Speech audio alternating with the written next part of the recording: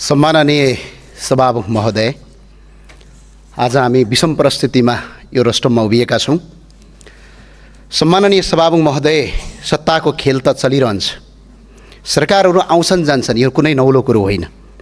पार्टीहरू बन्छन् र भत्किन्छन्, यो पनि नौलो कुरो होइन। तर देश रहनुपर्छ, अनुशासन रहनुपर्छ, यो मुलुकको चन्द्र सूर्य चम्किरहनुपर्छ, यो देशको राष्ट्रियता र राष्ट्रवाद अमर रहिरहनुपर्छ। सम्माननीय सभामुख महोदय, आज म यस सम्मानित संसदमा उभिएर एउटा स्पष्ट कुरा भन्न चाहन्छु। संसदमा सङ्ख्या होइन, भूमिका महत्त्वपूर्ण हुन्छ। सङ्ख्या त केवल सत्ता टिकाइराख्न र सत्ताको गोटी भइरहन काम लाग्दछ। सम्माननीय सभामुख महोदय, राष्ट्रिय प्रजातन्त्र पार्टी वर्तमान संविधान र संवैधानिक व्यवस्थासँग सहकार्य गर्दै वर्तमान व्यवस्थाको विकल्प प्रस्तुत गरिरहेको र श्री 5 बडा महाराज धिराज पृथ्वीनारायण शाहको दिव्य उपदेशमा विश्वास गर्ने सम्वर्धनवादी दल हो। हामीले नेपालमा सम्वर्धनवादको महत्त्वपूर्ण पाटोको रूपमा रहेको राष्ट्र सहितको प्रजातन्त्र, सनातन धर्म सापेक्ष हिन्दू राष्ट्रको पुनःस्थापना र आर्थिक हिसाबले बोजिलो र मुलुकमा आवश्यकता बिना भित्राएको संहिताको खारेजी जस्ता शासकीय स्वरूपमा आमूल परिवर्तनका मुद्दाहरू बोकेको हुँदा केवल एक थान उपसभामुखको पद हाम्रो प्राथमिकता नै थिएन र छैन पनि। तथापि संसदको सबभन्दा ठुलो दलबाट नै प्रस्ताव आएपछि अन्य पुराना राजनीतिक दल र हामी परिवर्तन खोज्ने राजनीतिक दल बीचको ध्रुवीकरणको सम्भावनालाई मध्यनजर गर्दै उम्मेदवारी दिने टुङ्गोमा पुगेका थियौँ। यसै सन्दर्भमा हिजो बिहान एकातिर उपसभामुखको निर्वाचन सम्बन्धी छलफलमा अन्य प्रतिपक्षी दलहरूले रापरपालाई बाइपास गरी छलफल चलाइरहेका थिए भने अर्कातिर रासपा सभापतिबाटै सहयोगको आश्वासन प्राप्त गरेपछि रापरपा संसदीय दलको सर्वसम्मत निर्णयले हामीले उपसभामुखमा उम्मेदवारी दिएका हौँ। सम्माननीय सभामुख महोदय, आजको हाम्रो उम्मेदवारीले राजनीतिकमा स्पष्ट कित्ता क्लियर बनाएको छ। हिजोका पुराना र भनिएका राजनीतिक दल र अहिले उदाएका नयाँ राजनीतिक दलका साइनबोर्डहरू फरक फरक भए तापनि उनीहरूको बीचको नीतिगत सिद्धान्त र विचारको नाभि एउटै ठाउँमा जोडिएको प्रष्ट भएको छ। सम्माननीय सभामुख महोदय, यो व्यवस्थाको विकल्पको रूपमा मौलिक व्यवस्था खोजिरहेको र यही आयातित व्यवस्थालाई टालटुल गर्नुपर्ने भन्नेहरू बीचको स्पष्ट कित्ता छुटिएकोमा हामीले महसुस गरेका छौँ। हाम्रो उम्मेदवारी केवल एक थान उपसभामुखको पदका लागि मात्र थिएन।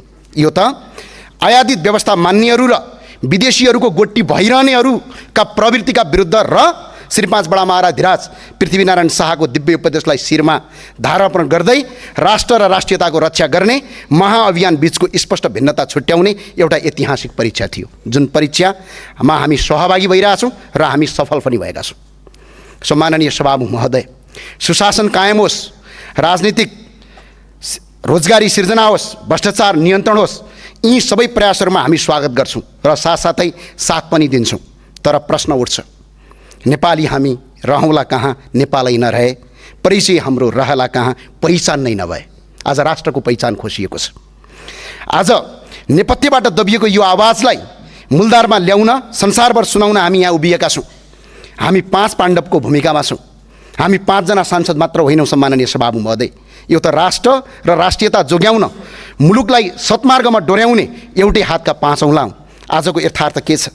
यो देशको राष्ट्रपति आर्यवर्गबाट हुनुहुन्छ, यो देशको उपराष्ट्रपति पनि त्यही वर्गबाट हुनुहुन्छ, देशको प्रधानमन्त्री पनि त्यही वर्गबाट हुनुहुन्छ, सभामुख पनि त्यही वर्गबाट हुनुहुन्छ, राष्ट्रिय सभाका अध्यक्ष उपाध्यक्ष सबै यही वर्गबाट छन्। हुँदा सुरक्षाका प्रमुखहरू पनि त्यही वर्गबाट छन्। अनि कसरी बनिन्छ 36% झन्डै 1 करोड जनजाति आदिवासीको प्रतिनिधित्व छ भनेर? कहाँ छ त्यो प्रतिनिधित्व? के यो देशमा जनजाति र आदिवासीको होइन? यो देश संविधानले व्यवस्था गरेको समानता र समावेशता कहाँ छ? यो त केवल कागजको खोस्टोमा मात्र सीमित भयो। हामीले एउटा जनजातिको छोरीलाई अगाडि बढायौँ, त्यो केवल व्यक्तिको प्रश्न थिएन, त्यो त सम्पूर्ण समुदायको आवाज थियो, पहिचानको सङ्घर्ष थियो। तर फेरि पनि त्यो आवाज दबाइयो, केही छैन। पानी बग्दै गर्छ, हावा चल्दै गर्छ, तर प्रश्न यो हो, त्यो हावाको वेग कतातिर बगिरहेको छ, कसका पक्षमा बगिरहेको छ?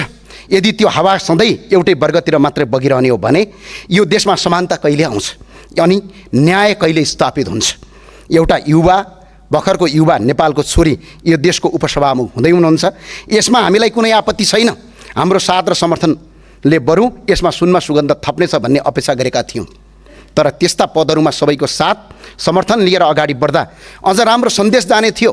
तर तपाईँहरूकै धोकाका कारणले त्यो हुन सकेन। तर खैर केही छैन, याद राख्नुहोला, समावेशी सहमति प्रजातन्त्रको मूल आधार हो। बहुमत र अल्पमत बीचको सहमति र सम्झौता प्रजातन्त्रको आत्मा हो। यो बचाइराख्नु हामी सबैको कर्तव्य हो। यो कर्तव्य हामी निर्वाह गर्छौँ, यसमा हामी डगमगाउँदैनौँ। खैर यो केवल उपसभामुख पदको मात्र थिएन, खैर यो केवल उपसभामुख पदको उम्मेदवारी मात्रै थिएन, यो त दुई धार बीचको स्पष्ट रेखा थियो। एकातिर राष्ट्रवादी कित्ता, अर्कोतिर विदेशबाट आयातित व्यवस्था मान्ने कित्ता। आज त्यो परीक्षा सम्पन्न भएको छ। कुन कित्ता कहाँ उभिएको छ त्यो स्पष्ट भएको छ। नेपाली जनताले देखेका छन्, आज सिङ्गो संसारले देखेको छ राष्ट्रवादी कित्ता कहाँ छ र विदेशबाट आयातित व्यवस्था मान्ने कित्ता कहाँ छ। तपाईँहरूलाई कतै रापरपाले उपसभामुख जित्यो भने, संवैधानिक परिषदको सदस्य बन्यो भने राष्ट्र संस्था पुनर्स्थापनाको बहसलाई एक खुट्किलो अगाडि बढ्नेछ भन्ने डर रहेछ। प्रदेश संरचना खारेज गर्ने अभियानमा एक कदम चाल्नेछ भन्ने चिन्ता रहेछ। हिन्दू बुद्ध किराँत सहितको वैदिक सनातन परम्परामा आधारित धर्म सापेक्ष राष्ट्रको बहसलाई अगाडि बनाउँछ भन्ने त्रास रहेछ। सायद तपाईँलाई लागेछ हामी तपाईँहरूकै डाइभर्सिटीमा बसेर मुलुकलाई राष्ट्रवादी दिशातर्फ अघि बढाउँछन् कि भन्ने डर, र तपाईँहरूकै मुटुभित्र बसेर आयातित विदेशीहरूले ल्याएको आयातित व्यवस्थाको धड्कन बन्द गरिदिन्छौँ भन्ने त्रास रहेछ। तर आज यस संसदको रोस्टरमा म स्पष्ट भन्न चाहन्छु, यो काम हामी तपाईँहरूसँग मिलेर पनि गर्न सक्थ्यौँ र गर्थ्यौँ पनि। हामी पद पाए भन्दैमा पछि हट्ने थिएनौँ।